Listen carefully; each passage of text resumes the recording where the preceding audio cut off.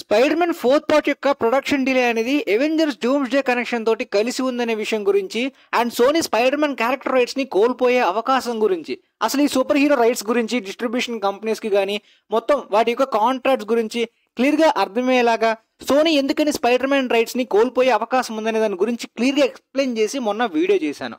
ఎందుకంటే నిన్న Sony Spider man universe అయిన వెనమ్ వేర్స్ యొక్క క్రేవన్ ది హంటర్ తోటి ఆ యూనివర్స్ ని ఆపేస్తున్నట్టు సోనీ వాళ్ళు కొన్ని వారాల క్రితమే రిలీజ్ కి దగ్గరలోనే చెప్పారు.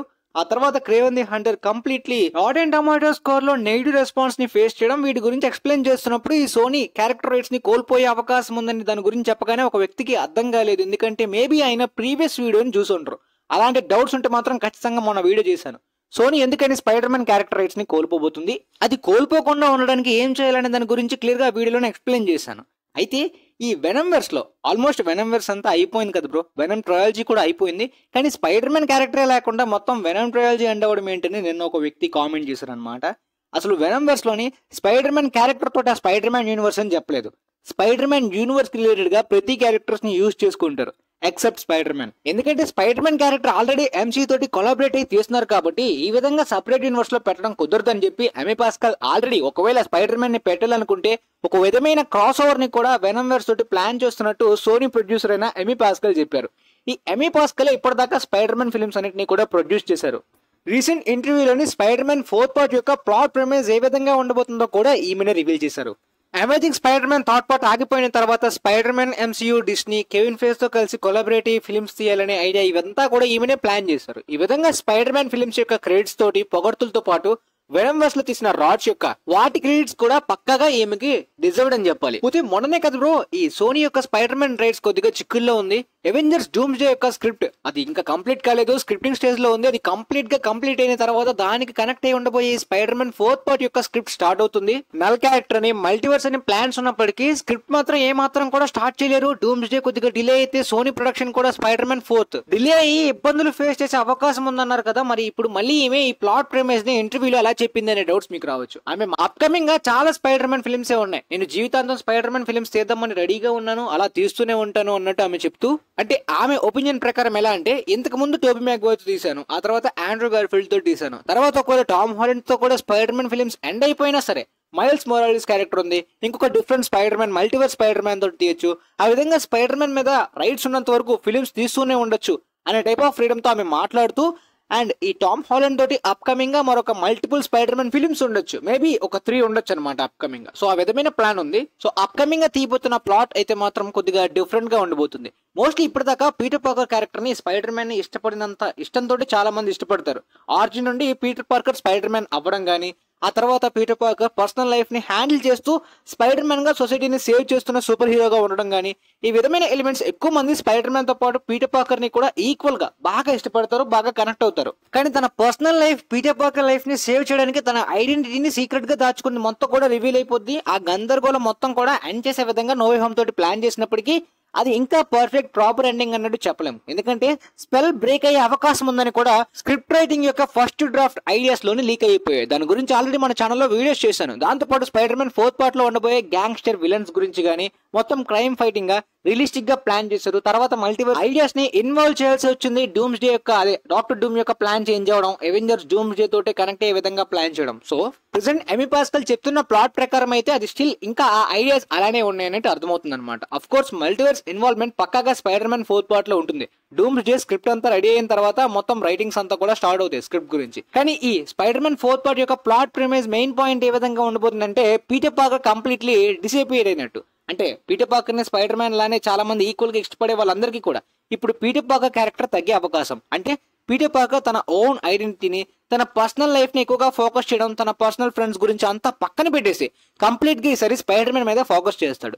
తన పర్సనల్ గా ఉన్న ఫ్రెండ్స్ అందరికీ కూడా తను ఎవరో అసలు తెలియదు. ఎందుకంటే స్పెల్ ద్వారా ఇప్పుడు పీటర్ పార్కర్ ఎవరో తన ఫ్రెండ్స్ కి గానీ, ఎంజేకి గానీ ఎవరికి తెలియదు.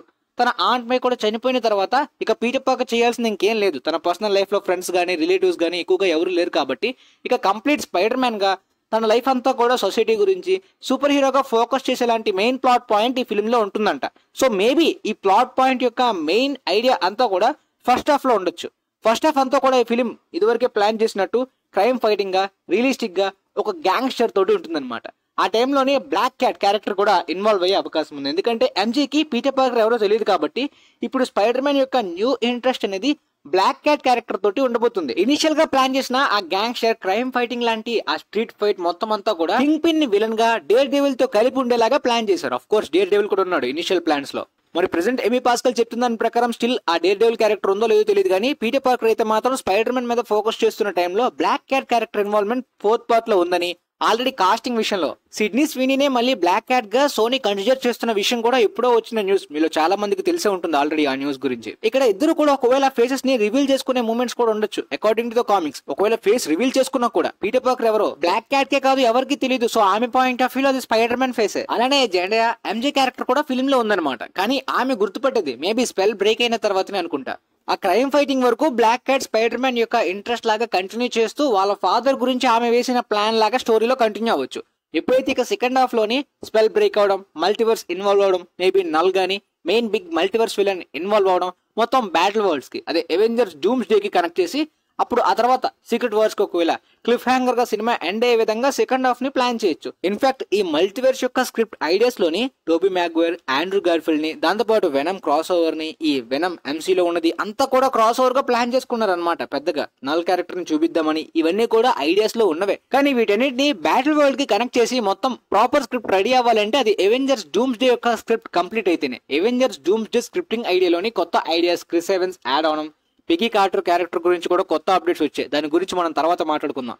సో ప్రస్తుతానికి స్పైడర్ మ్యాన్ 4th పార్ట్ యొక్క ప్లాట్ ప్రిమైజ్ ఎమీ పాస్కల్ చెప్పడం బట్టి మనకు అర్థమైంది ఏంటంటే ప్లాన్స్ ప్రకారం స్టిల్ ఆ రియలిస్టిక్ గా క్రైమ్ ఫైటింగ్ టైప్ ఎలిమెంట్స్ అయితే మాత్రం కొంతవరకు సినిమాలోని ప్లాన్ చేస్తున్నారు. ఇంకా స్క్రిప్ట్ లోని అది ఉందని. అండ్ ముఖ్యంగా ఈ ఇనిషియల్ ప్లాట్ ప్రిమైజ్ అంటే స్టోరీలో ఇనిషియల్ యాక్టర్ మాట్లాడుకుంటారు అనమాట. మన సైడ్ అయితే ఫస్ట్ హాఫ్ సెకండ్ హాఫ్ అని మీకు అర్థం కావాలని చెప్పి నేను అలా చెప్పని తప్పించి హాలీవుడ్ సైడ్ ముఖ్యంగా అమెరికాలో అయితే మాత్రం first half second half interval తర్వాత ఇంటర్వెల్ బ్యాంగ్ ఈ విధంగా అవేమి ఉండవు అనమాట. అక్కడ 3 యాక్ట్స్ విధంగా స్క్రీన్ ప్లే స్ట్రక్చర్ వైజ్ గా మాట్లాడుకుంటారు అనమాట. ఇనిషియల్ ఫస్ట్ యాక్ట్ యొక్క సెటప్ గానీ, మిడిల్ యాక్ట్ యొక్క ప్రొసీడింగ్స్ గానీ, ఫైనల్ యాక్ట్ యొక్క ఎగ్జిక్యూషన్ ఈ విధంగా మాట్లాడుకుంటారు. ఆ విధంగానే స్క్రిప్ట్ ని కూడా డిజైన్ చేస్తారు. ఐడియాస్ అన్ని కూడా 3 యాక్ట్స్ కి డిఫరెంట్ గా, కమర్షియల్ అయినా కంటెంట్ ఫిల్మ్స్ అయినా హాలీవుడ్ లో ఆ విధంగా ఉంటుంది. ఎనీవే స్పైడర్ మ్యాన్ ని ఒక రియలిస్టిక్ గా క్రైమ్ ఫైటింగ్ టైప్ లో, ద బ్యాట్మెన్ టైప్ లో చూడడం అనేది ఇప్పట్లో కుదరలేదు. మొత్తం న్యూ మ్యూటెంట్ సాగాలోని కొత్తగా ఎప్పుడో తర్వాత చూడగలనుకున్నాం కానీ ఇప్పుడే ప్లాన్ చేస్తున్నారు. అట్లీస్ట్ ఒక స్టార్టింగ్ 2 యాక్ట్స్ వరకు, మిడ్ యాక్ట్ యొక్క ప్రొసీడింగ్స్ కానీ మొత్తం మిడ్ యాక్ట్ యొక్క టర్న్ చేంజ్ అయ్యే వరకు అయినా సరే అట్లీస్ట్ అంతవరకైనా చూడొచ్చు. ఆ తర్వాత టర్న్ కంప్లీట్లీ మల్టీవర్స్ గా బ్యాటిల్ వరల్డ్ కి అండ్ క్రాస్ ఓవర్ కి మొత్తం అంతా మారిపోతుంది. అండ్ ఇది ఎలాంటి హాలీవుడ్ రిపోర్ట్ యొక్క స్కూప్ కూడా కాదు, డైరెక్ట్ గా ప్రొడ్యూసర్ నుండి అఫీషియల్ గా రివీల్ అయిన ప్లాట్ ప్రిమైజ్. సోనీ వాళ్ళు ఇప్పుడు కన్ఫర్మ్ చేశారు అండ్ హాలీవుడ్ రిపోర్టర్స్ ఎప్పుడో దీని గురించి చెప్పేశారు. దాంతోపాటు డైరెక్టర్ షాంగ్ అని ఇప్పటిదాకా అంతా కూడా హాలీవుడ్ న్యూస్ అంతా కూడా ఆన్లైన్ న్యూసే.